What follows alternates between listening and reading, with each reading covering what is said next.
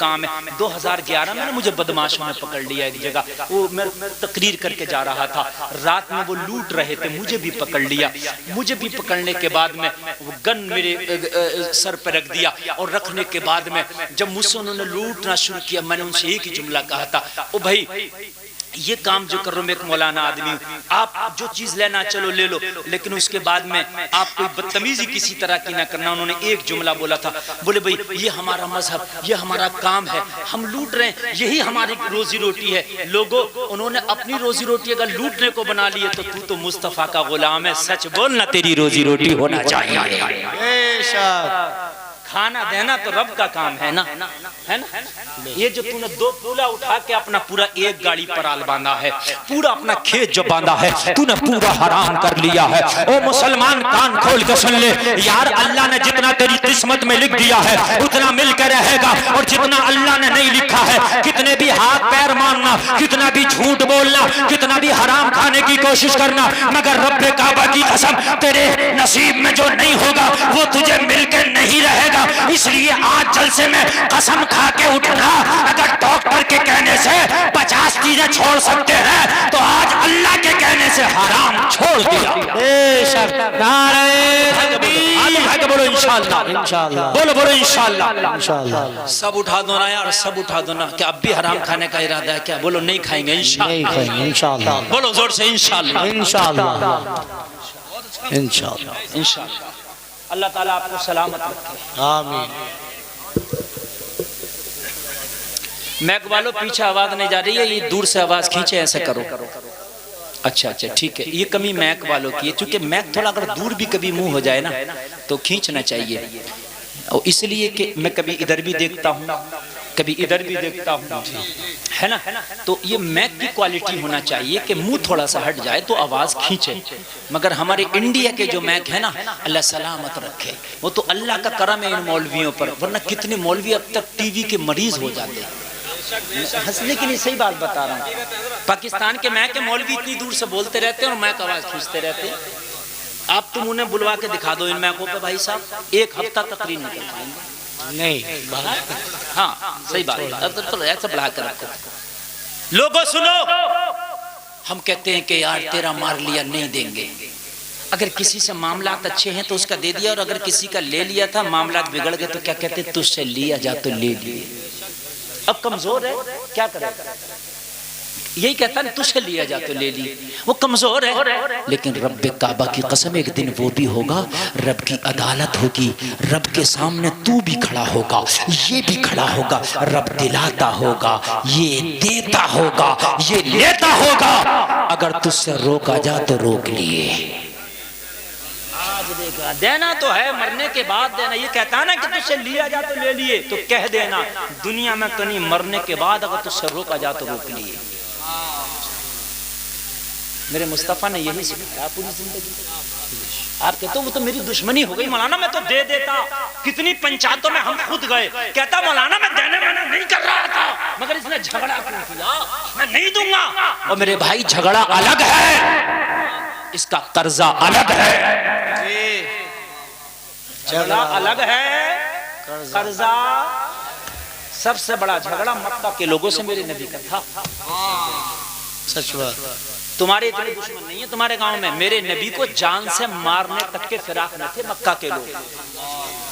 ہجرت کی رات کے 40 لوگ تلواریں لے کے نہیں آئے تھے نبی کو مرڈر کرنے کے لیے۔ جھگڑا بڑا تھا کہ چھوٹا تھا بتائیے؟ اور اتنا بڑا جھگڑا تھا نبی کا سوشل بائیکاٹ بھی کیا، جس کو ہم کہتے ہیں حقہ پانی بند کرنا، کئی سال تک کیا کہ نہیں کیا؟ کتنا بڑا جھگڑا تھا۔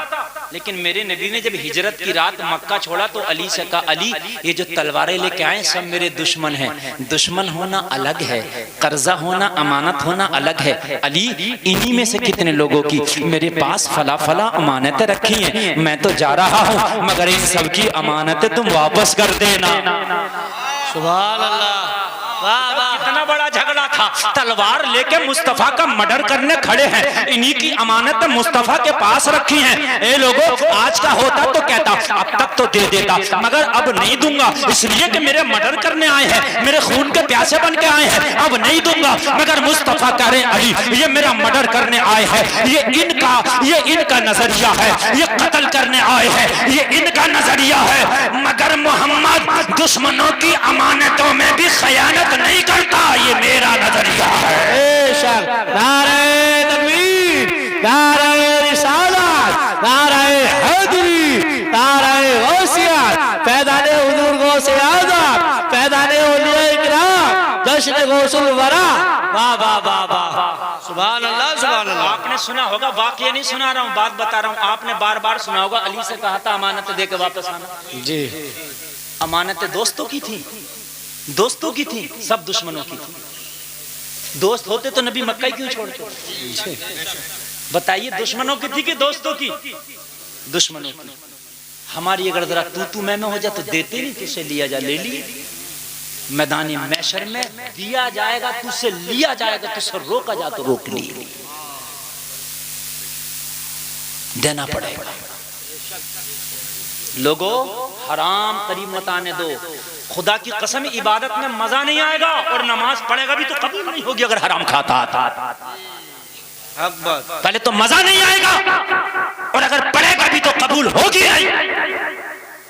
اس لیے کہ حرام کھانے والے کی عبادت نہیں. توجہ ہے, آپ کرتے ہو نا برابر والے کے دھان بھرے ہوئے ہیں, تیرے دھانوں میں خشکی ہے, تو نے موقع دیکھا ملایا, مار دیا, پانی لے لیا.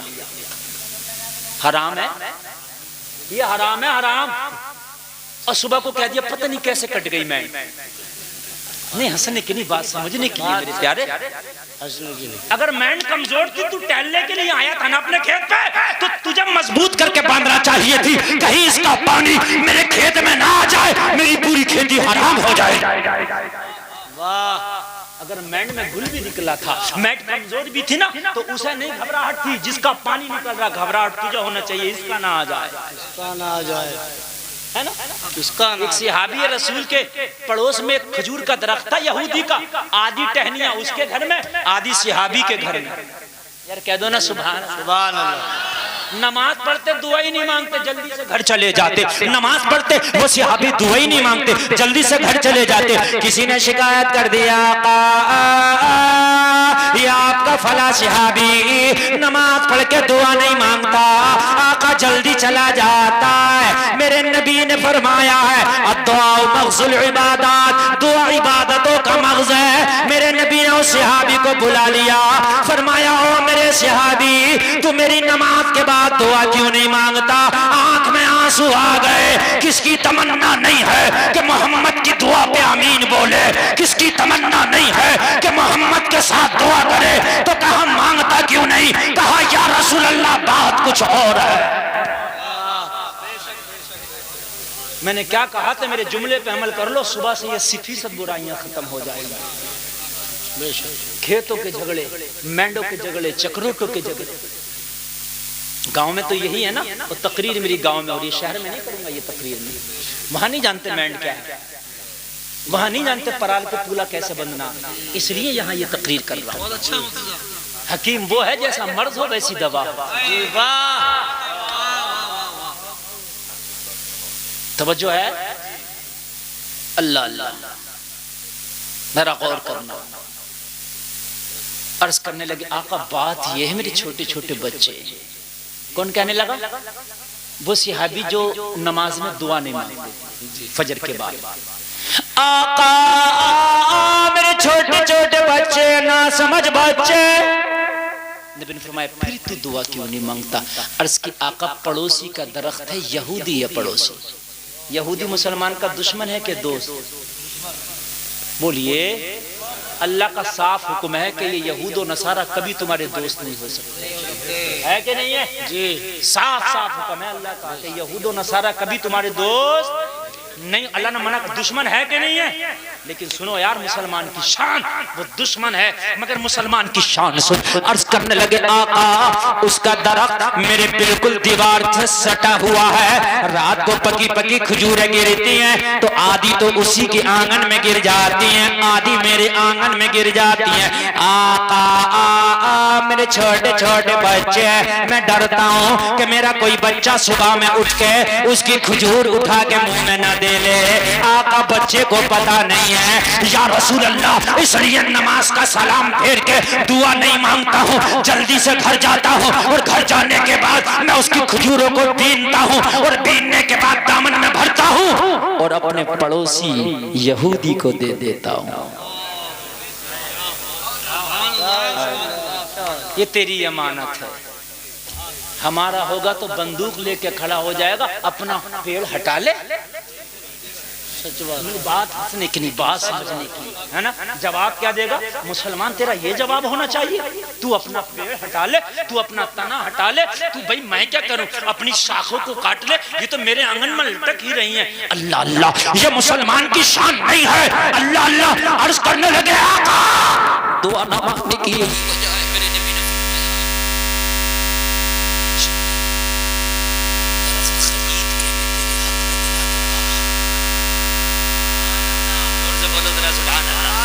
سبحان اللہ، اور زور سے بولو سبحان اللہ۔ سبحان اللہ۔ جانے والوں کو جانے دو، یہ تھک گئے، انہیں بڑا لوٹ پڑ رہا ہے بیچاروں کو، بہت شام سے سننے اور یہ تھک گئے ہوں گے، بڑا لوٹ پڑ رہا۔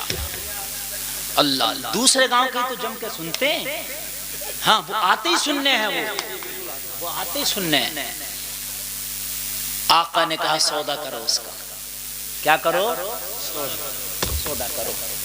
سودا ہو گیا، منہ مانگی قیمت دے دی۔ کیا دے دی؟ منہ مانگی، سودا ہو گیا، منہ مانگی قیمت دے دی۔ اب وہ صحابی کا مال ہو گیا، اب دعا مانگنے لگے مگر اس کی نیت خراب ہو گئی، یہودی کی کیا ہو گئی؟ نیت خراب ہو گئی، نیت خراب ہو گئی۔ کہنے لگا میں نے پیڑی تو بیچا، زمین تھوڑی بیچی ہے، کھڑا تو میرے گھر میں ہی ہے۔ ارے بھائی میں نے پیڑی تو بیچ دیا، یہ زمین بھی بیچ دی، ہٹا کر لے جاؤ۔ نیت خراب ہو گئی، جو پھل دیتا تھا وہ۔ آج ہمارے مسلمانوں کا یہ حال ہے، حقیقت بتا رہا ہوں، یہ حال ہمارے مسلمانوں کا ہے۔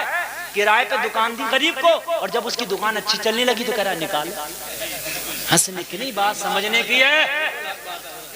دل دکھتا ہے یار، اس نے کیسے کیسے اپنی دکان کو چلایا، پیسہ لگایا، تجھے شرم نہیں آتی؟ ارے دکان تیری دکان کی وجہ سے نہیں چل رہی ہے، اس کے نصیب کی وجہ سے چل رہی ہے۔ سبحان اللہ، سبحان اللہ، بہت اچھا۔ ورنہ جو کپڑا تو بیچتا وہی کپڑا وہ بیچ رہا ہے جس کی رات دن نمبر نہیں آ رہے۔ جو مال تو بیچ رہا ہے وہی مال وہی بیچ رہا ہے جس کا رات دن نمبر۔ تیری دکان کا کمال نہیں، اس کے کپڑے کا کمال نہیں، بلکہ اس کے نصیب کا کمال ہے۔ غریب کی دکان چلنے لگی، اس نے لات مار کے اس کی دکان خالی کرا دی۔ یار کیسے تم بے رحم ہو، کیسے سخت دل ہو۔ اللہ اللہ، یار کیا تمہیں اللہ کی اس آیت پہ تمہارا ایمان نہیں ہے؟ ان اللہ یرزق من یشاء بغیر حساب۔ اللہ فرماتا اللہ جسے چاہتا ہے بے حساب رزق عطا کرتا ہے۔ اللہ تجھے چاہے گا تجھے دے دے گا، اسے چاہے گا اسے دے دے گا۔ بے شک، سبحان اللہ، سبحان اللہ۔ ہم نے تو یار انہیں بھی دیکھا ہے کہ دکانیں ان کی وہاں چل رہی ہیں جہاں کوئی مارکیٹ ہی نہیں ہے جی، اندر جاتے ہیں لوگ گلیوں میں اور جا کے ان سے دکان سے مال خرید رہے ہیں، اور وہ مکھیاں مار رہے ہیں جن کی مین مارکیٹ میں دکان ہے۔ دیکھا کہ نہیں دیکھا آپ نے کہ اللہ کی تمہیں جو ہے حکم پر اور اللہ کی ذات پر بھروسہ بالکل کمزور ہو گیا، نیت خراب کر لی، میاں پیڑ بیچا لے جاؤ۔ آج ہمارے مسلمانوں کے یہی حال ہے، یہی حال ہے، یہی حال ہے۔ اللہ اللہ، میرے نبی کی بارگاہ میں پھر آیا وہ صحابی، اس کی نیت خراب ہو گئی۔ آقا وہ کہتا ہے میں نے پیڑ بیچا ہے لے جاؤ، اسے پتہ نہیں تھا بیچا کتنے پاور والے نبی کو ہے۔ یہ ذرا زور سے کہہ دو یار، کسی کمزور کو بیچا ہو تو یار وہ گھبرائے، وہ سوچتے کہ میں نے سودا جو ہے میں نے نقصان کا کر لیا، ہائے اب میں کیا کروں گا، مگر اسے پتا نہیں تھا کہ کتنے پاور والے کو بیچا ہے۔ مصطفیٰ کی پاور کے بارے میں پتا نہیں تھا۔ جہاں مصطفیٰ کی امانت و دیانت اعلیٰ ہے وہاں مصطفیٰ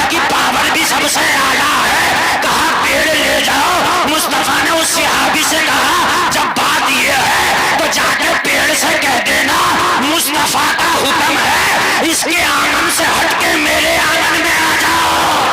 سبحان اللہ. نعرہ تکبیر، نعرہ رسالت، نعرہ حیدری، نعرہ غوثیہ. علماء اہل سنت مسلک اعلی حضرت عظمت مصطفیٰ، شان مصطفیٰ، عظمت مذہب اسلام. واہ واہ واہ، اللہ اللہ. ذرا غور کرو، ذرا غور کرو. صحابی رسول تھا، ایمان پکا تھا، مضبوط ایمان والا تھا. جا کے پیڑ سے کہا او یہودی کے آنگن میں کھڑے ہوئے درخت، تجھے میرے نبی کا حکم ہے یہاں سے چلو میرے آنگن میں آ جاؤ. اتنا کہنا تھا درخت ہلا جھلا اپنی جڑوں کو اکھاڑتا ہوا زمین کو چیرتا ہوا مصطفیٰ کے غلام صحابی کے آنگنوں میں آ گیا. آیا آتا جا رہا تھا اور درخت اعلان کرتا جا رہا تھا کہ محمد سے وفا تو نے تو ہم تیرے ہیں، یہ جہاں چیز ہے کیا لوہو قلم تیرے. نعرہ تکبیر، نعرہ رسالت، نعرہ حیدری، نعرہ غوثیہ. فیضان حضور غوث اعظم، عظمت مصطفیٰ، شان مصطفیٰ، عظمت مذہب اسلام. علامہ مفتی غلام رضا رامپوری. واہ واہ واہ، سبحان اللہ سبحان اللہ. اب مجھے بتاؤ سارے جلسے میں آنے والوں، اپنے دل سے بتانا پیڑ کس کا ہو گیا مکمل؟ صحابی کا. ارے